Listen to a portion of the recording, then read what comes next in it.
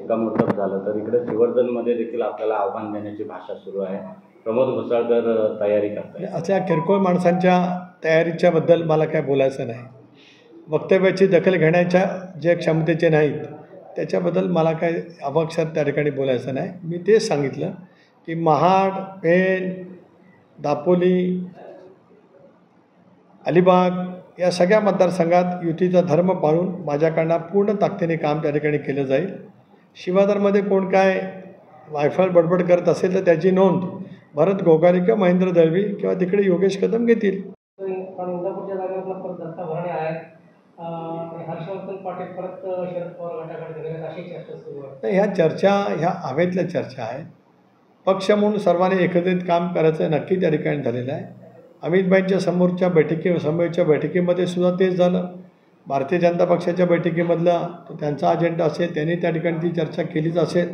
परंतु मी मगातपासून ते सांगतो की 288 जागा सामुदायिकरित्या महायुती म्हणून एक दिलाने लढवण्याचा निर्णय एकनाथराव शिंदे, देवेंद्रजी, अजितदादा, तिन्ही पक्षाचे इतर सर्व सहकारी आमचे सगळे घटक पक्ष म्हणून आम्ही त्या ठिकाणी घेतलेला आहे. माझी लाडकी बहीण योजना यामध्ये फरक काय होता आणि काय वाद होता का? काही वाद नाही आणि काही फरक नाही. या संदर्भातला वेळोवेळी जे काय आमचं मत होतं ते आम्ही व्यक्त केलेलं आहे. सर, महामंडळाच्या जागा वाटप सरकारचा कालावधी संपत आला तरी महामंडळाच्या जागा वाटप झालेली नाही. काय वाद असं आहे की ज्या वेळेला वाद नाही, पण ज्या वेळेला एखाद्या आघाडीत किंवा युतीमध्ये जास्ती पक्ष असतात त्यावेळेला तसा पद्धतीच्या निवड करण्यामध्ये वेळ उशीर होत असतो. महाविकास आघाडीचं सरकार असतानासुद्धा 2.5 वर्षामध्ये काय फारसं वाटप त्यावेळेला होऊ शकलं नाही. आता महायुतीचं सरकार त्या ठिकाणी आहे. आमचा सत्तेतला सहभाग 1 वर्षापूर्वी त्या ठिकाणी झाला आहे. आमची चर्चा चालू आहे. कदाचित काही दिवसांमध्ये काही महामंडळाचं कदाचित वाटप होऊ शकेल. सर, दिघी पोर्टला केंद्रीय मंत्रिमंडळाकडून मंजुरी मिळाली. कशा पद्धतीने रोजगार निर्मितीचा पुढचा टप्पा असणार आहे? रोजगार निर्मितीचा खूप पुढचा टप्पा आहे. याच्यासाठी जे काही नेमले गेलेले वरिष्ठ अधिकारी आहेत त्यांच्यानी माझी एक बैठक पुढच्या आठवड्यात नियोजित त्या ठिकाणी आहे. नेमकं काय काय इंडस्ट्रियल टाउनशिपमध्ये येणार आहे त्याची संपूर्णपणाने माहिती मी त्या ठिकाणी घेणार आहे. 2 पद्धतीने. एक तर प्रदूषण करणारे कारखानदारी येऊ नये हा आग्रह आहे आणि तसंच येणार नाही याची खात्री नक्की घेतली जाईल. पण त्याचबरोबर या इंडस्ट्रियल टाउनशिपचं औद्योगिक वसाहतीचं स्वागत करत असतानाच रोजगार कशामध्ये निर्माण होणार आहे, कुठले कुठले उत्पादन करणारे कारखाने येणार आहेत याची माहिती घेतली जाईल. त्याला कुशल अकुशल तंत्रज्ञ काय पद्धतीचे लागणार आहेत त्याची माहिती मी आता महिन्याभरामध्ये त्यांच्याकडनं घेणार आहे. आणि त्याच्या अनुषंगून कोर्सेस ताबडतोब सुरू करत ज्या वेळेला प्रत्यक्षात ही कारखानदारी उत्पादनाच्या क्षमतेवरती जाईल त्यावेळेला स्थानिक कुशल अकुशल तंत्रज्ञ स्थानिकांमधून कसे मिळतील या दृष्टिकोनातून खासदार या नात्याने मी भर त्या ठिकाणी ठेवणार आहे.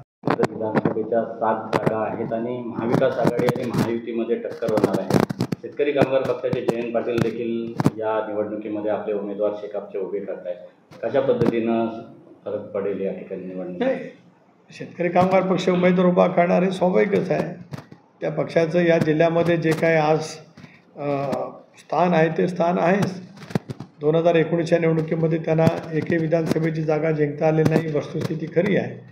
किंवा या लोकसभेच्या निवडणुकीमध्ये मला गाडून टाका अशा पद्धतीची भाषा जयंत पाटलांनी केल्याच्या नंतरसुद्धा अलिबाग विधानसभा मतदारसंघाने मला 40,000चं मताधिक्य दिलं. 14लाही मला अलिबागमध्ये 20,000चं मताधिक्य मिळालं होतं. 19ला जयंत पाटील माझ्यासोबत होते त्यावेळेला 17,000चं मिळालं. आता जयंत पाटील टोकाचे माझ्या विरोधात असताना मला 40,000चं मताधिक्य मिळालं. पण विधानसभा निवडणूक लढवण्याचा त्यांचा अधिकार आहे. कदाचित महाविकास आघाडीमध्ये त्यांच्या वाटेला त्या जागा येऊ शकतात. हा महाविकास आघाडीचा प्रश्न आहे. पण निवडणुका महाविकास आघाडी आणि महायुती म्हणून होत असतानाच महायुती अभूतपूर्व यश रायगड जिल्ह्यामध्ये मिळवेल. नागोठणेमध्ये हजारो कोटीचा एक नवा प्रकल्प येतोय. केमिकल प्रकल्प असल्याची माहिती आहे. पण बेंचे ज्योतिर्पाडा विभागातील नागरिक अनभिज्ञ आहेत. कोणत्याही प्रकारची जनसुनावणी घेण्यात आलेली नाही. आक्रमक पवित्रा घेतलाय संघर्ष समितीने, प्रकल्पाला विरोध केलाय. खासदार म्हणून आपली भूमिका काय असणार आहे, काय आपल्याला म्हणून? एक तर येणाऱ्या प्रकल्पाच्या मधून नेमकं काय काय उत्पादन होणार आहे याची माहिती मी नक्की त्या ठिकाणी घेईन. आज तिथे असलेला जो रिलायन्सचा कारखाना आहे तो एकेकाळी पेट्रोकेमिकल कारखाना म्हणून त्या ठिकाणी आला.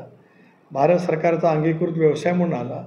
त्यावेळेला सुद्धा स्थानिकांना प्रकल्पग्रस्तांना घेतलं पाहिजे हे आंदोलन केलं. त्याचं नेतृत्व मी केलं. त्याला मी तालुका काँग्रेसचा अध्यक्ष होतो. 89 सालची गोष्ट आहे.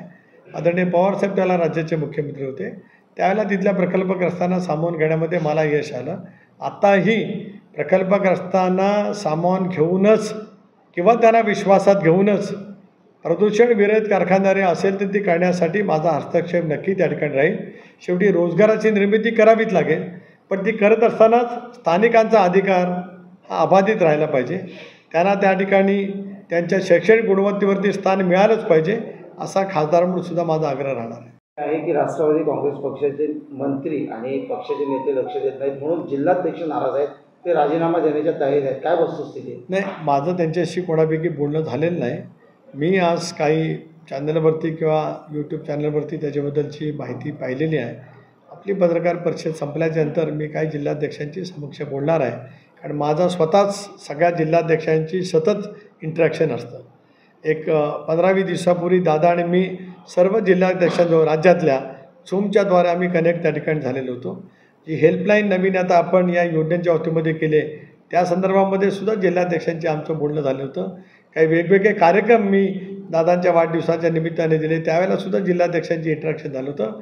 त्यावेळेला काय कुणी त्यांच्या भावना तक्रारीच्या स्वरूपामध्ये मांडलेल्या नव्हत्या, पण जरूर माझ्या पक्षाचे ते अध्यक्ष आहेत, ते सहकारी आहेत, त्यांच्याशी मी चर्चा नक्की करीन आणि त्यांनी उपस्थित केलेल्या का अडचणी योग्य असेल तर त्याच्यातून मार्ग 100% काढला जाईल. कोळी समाजाने विधान परिषदेसाठी राष्ट्रवादीकडे मागणी केली होती का आणि त्याची पूर्तता होत नाही म्हणून कोळी समाज कुठेतरी आपल्या पक्षावरती नाराज आहे अशी चर्चा आहे. माझ्याकडे काय तसे आज अर्ज 50 लोकांनी अर्ज केलेत, पण समाज म्हणून कोणी अर्ज केल्याचं मला आठवत नाही. व्यक्ती म्हणून प्रत्येकजण गुणवत्तेवरती पक्षातला असलेलं त्यांचं स्थान समजून मागत असतो. तरी बसून द्यायला त्याचा योग्य तो विचार केला जाईल. सर, दिघी पोर्टचा विकास प्रकल्प जो येतो त्याने सांगितलं त्यात बरेचसे रासायनिक प्रकल्प सुद्धा आहेत. नाही, मी तेच सांगितलं. नाही, फार्मासीज कंपन्यामध्ये फार रासायनिक उत्पादन करणारे असतील असं मला वाटत नाही, पण त्याच वरिष्ठ अधिकाऱ्यांच्या जो माझी चर्चा झाली ते या आठवडाभरामध्ये गेल्याच आठवड्यात मला भेटणार होते, पण मी उपलब्ध नव्हतो. ते मला नेमकं कुठल्या पद्धतीचे, मी मगाशी सांगितलं की कुठल्या पद्धतीचे कारखाने येणार आहेत, त्याच्यातून नेमकं पर्यावरणाच्या संदर्भात काय प्रश्न उपस्थित होणार आहेत याची माहिती घेतली जाईल आणि त्याचबरोबर ती नवीन रोजगार निर्मिती होत असताना कुशल अकुशल तंत्रज्ञ काय पद्धतीचे त्यांना लागतील त्याची माहिती घेऊन त्याच्या आधारित कोर्सेस आतापासून सुरू केले जातील. रायगडमध्ये देखील मराठा समाज मोठ्या प्रमाणावर आहे. काय सांगाल? मनोज जरांगे पाटील मराठा समाजाचे उमेदवार उभे करतायत, महायुतीच्या उमेदवारांना याचा फटका बसेल? मी या संदर्भात काही भाष्य करणार नाही. मराठा समाजाला आरक्षण मिळालं पाहिजे. राष्ट्रवादी काँग्रेस पक्षाची अधिकृत भूमिका पहिल्यापासून होती. ते आरक्षण देत असताना ओबीसीच्या आरक्षणाला धक्का लागता कामा नये ही सुद्धा भूमिका आम्ही त्या ठिकाणी घेतली. मधल्या कालावधीमध्ये महायुतीच्या सरकारने 10% जे आरक्षण दिले त्या दिलेल्या आरक्षणाच्या नुसार काही तरुणांना शैक्षणिक असेल किंवा नोकरीविषयक असेल त्या आरक्षणाच्या नुसार फायदा झाल्याचं माझ्या ऐकिवात आहे. त्याच्यामुळे जे राजकीय काय असेल त्या बाबतीमध्ये माझं काही भाष्य त्या ठिकाणी नाही, पण मराठा समाजाला आरक्षण मिळालं पाहिजे. ते दिलेलं आहे, ते टिकेल कसं याचा प्रयत्न सरकारच्या माध्यमातून चालू आहे आणि ते करण्यासाठी राष्ट्रवादी काँग्रेस पक्षाचा पाठपुरावा राहील. एबीपी माझा, उघडा डोळे बघा नीट.